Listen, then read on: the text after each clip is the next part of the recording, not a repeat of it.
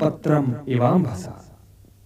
हे धनंजय, कर्मयोगी कर्म फल को त्याग कर परम शक्ति को प्राप्त होता है और 9 द्वारों वाले शरीर रूपी घर में सुखी रहता है।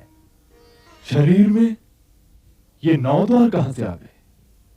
महाराज, वासुदेव कृष्ण 2 आंखों, 2 कर्णों, 2 नथनों, 1 मुंह और उत्सर्जन तथा प्रजनन की एक एक इंद्रिय की बात कर रहे हैं।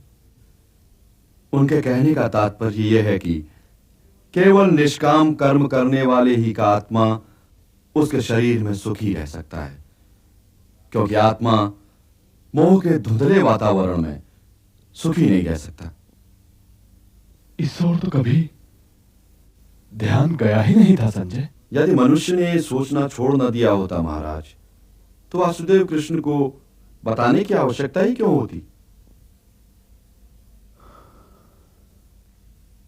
9 द्वार वाले इस घर से अब आगे चलो संजय।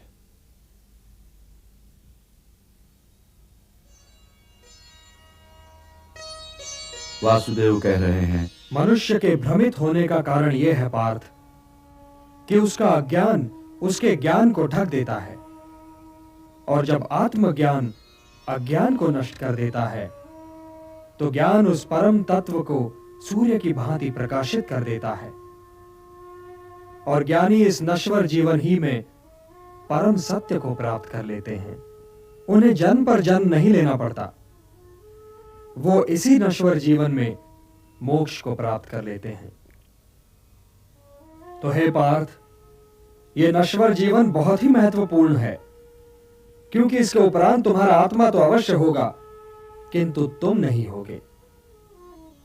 तो इस नश्वर जीवन काल को अर्थपूर्ण और समाज के लिए कल्याणकारी बनाओ पार्थ।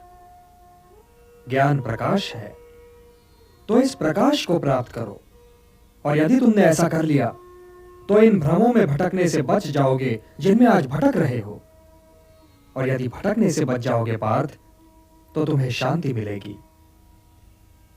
हे धनंजय, शांति का सीधा मार्ग मैं हूं।